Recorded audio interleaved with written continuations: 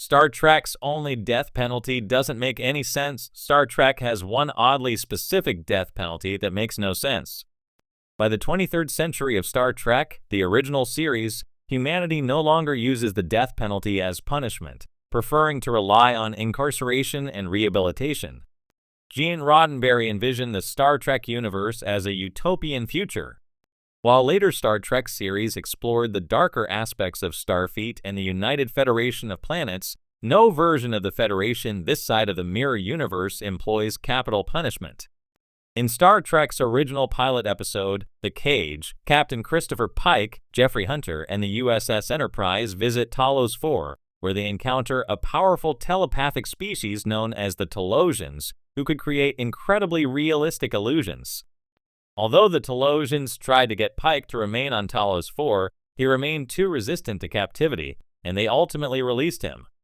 After Captain Pike's experience, Starfleet issued General Order 7, forbidding any vessel to visit Talos 4 under the penalty of death. The USS Enterprise's visit to Talos 4 revealed an alien civilization with vast and potentially dangerous powers. As the Talosians displayed in Star Trek, the original series' The Menagerie, their psychic abilities can reach light years beyond Talos 4, as they showed the Starship Enterprise the events of the Cage while it was warping toward their planet. The Talosians' illusions could make them an enemy of Starfleet and the Federation, hence the extreme penalty banning any vessel from traveling to Talos 4. Yet General Order 7 is also a glaring outlier when it comes to the Federation and its enlightened values. Although General Order 7 was put into place soon after Pike's visit, it was broken at least twice without such severe consequences as death. In the Star Trek, the original series two-parter, The Menagerie, which reuses footage from The Cage, Spock, Leonard Nimoy, commandeers the Enterprise to take the permanently injured fleet Captain Pike, Sean Kenny, back to Talos 4 so he can live out the rest of his life there. And in Star Trek Discovery Season 2, Episode 8, if memory serves, Commander Michael Burnham, Sonequa Martin Green, takes LT, Spock, Ethan Peck, to Talos 4 to heal his broken mind. Considering the abilities of the Talosians, it makes sense to caution vessels about visiting Talos 4, but making the act punishable by death is extreme. Even after his experience, Captain Pike suggests some form of trade or mutual cooperation, but the Talosians refuse, stating that humans would likely misuse their power of illusion. This fear is a legitimate one, as there would likely be humans who would try to abuse the Talosians' powers. Still, it's unclear why Starfleet could not simply place a beacon warning ships away from Talos 4, as they have been seen to do on other occasions. Throughout Star Trek's many television shows and films, Starfleet has encountered worse foes than the Talosians and more dangerous planets than Talos 4. Ultimately, the Talosians not only let Pike go, they gifted Vina the illusion of a happily ever after. The Talosians proved helpful again when they restored Spock's mind, and later aided Spock in bringing Pike back to Talos 4. The Talosians may not have fully understood humans, but they exhibited compassion on multiple occasions, making Star Trek's singular death penalty even more logical.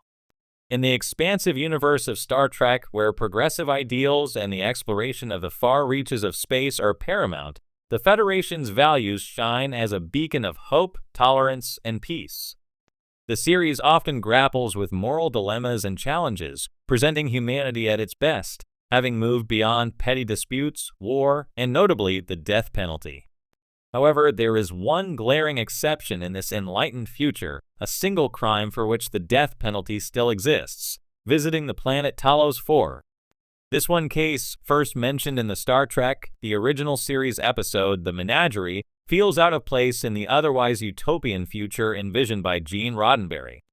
The idea of a future where capital punishment has been virtually abolished is not only a testament to humanity's moral evolution, but also aligns with the Federation's values of diplomacy, rehabilitation, and understanding. So why is there this one exception, and why does it seem so nonsensical?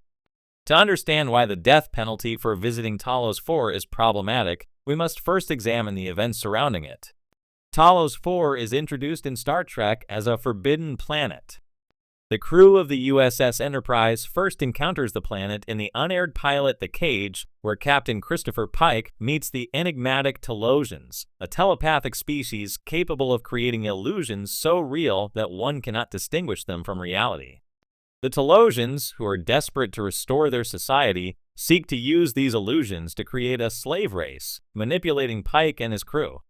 Eventually, Pike resists their plans, and the Talosians, realizing the ethical issues with their agenda, let them go. The Federation subsequently declares Talos 4 off-limits to all Starfleet personnel, placing a death penalty on anyone who attempts to visit the planet. This decree was unprecedented in the Star Trek universe, and from a narrative standpoint, seemed heavy-handed. Given the Federation's general approach to conflict, centered around understanding, diplomacy, and respect for life, this extreme measure seems contradictory. After all, the Star Trek universe thrives on the ethos of exploration and peaceful contact with alien species, even those who might be hostile or pose a threat. Why then would the Federation feel the need to impose the ultimate punishment for visiting this one planet? A closer look at the Talosians and their abilities may provide some clues. The Talosians' capacity to create hyper-realistic illusions can be extremely dangerous, as these illusions can distort reality, making individuals question their own senses and motivations. In theory, this ability could be seen as a direct threat to Federation principles, as the Talosians could potentially use their powers to control or manipulate individuals or entire populations. From this perspective, the Federation might have feared that interaction with the Talosians could result in disastrous consequences for their citizens. However, this reasoning falls apart when examined in light of the Federation's dealings with other, equally dangerous species. Throughout Star Trek's many series, Starfleet has encountered numerous hostile or manipulative races, including the Borg, who assimilate entire civilizations, and the Dominion, whose founder species can impersonate anyone. Despite the potential for devastation, the Federation does not issue death penalties for engaging with these species. Instead, they prioritize careful diplomacy, negotiation, and, when necessary, military engagement. The stark difference in approach to Talos 4 feels jarring, especially considering the Federation's emphasis on open-mindedness and the protection of individual freedoms. Moreover, the concept of the death penalty itself feels anachronistic in the Star Trek universe. One of the hallmarks of the Federation is its rehabilitation of criminals, not their execution. Characters like Tom Paris from Star Trek Voyager and Michael Burnham from Star Trek Discovery have committed severe crimes but were given second chances, allowing them to grow and contribute meaningfully to society. The Federation's justice system is built on reform and compassion, often seeking to understand the causes of criminal behavior and offering paths to redemption. The death penalty for visiting Talos 4 stands in direct contrast to this ethos. It suggests that the Federation, for all its advancement, still harbors a fear of the unknown so deep that it is willing to revert to ancient punitive measures. This fear seems irrational, especially given how adept Starfleet crews are at handling complex, potentially dangerous situations. Talos 4 could have been placed under quarantine, or Federation personnel could have been given strict instructions on how to deal with the Talosians' illusions. Execution seems like an extreme overreaction. There's also the practical issue of enforcement. How would the Federation even know if someone had visited Talos 4, given the Talosians' ability to create convincing illusions? The Talosians could easily mask any evidence of a visit, making it impossible for the Federation to verify whether a person had actually set foot on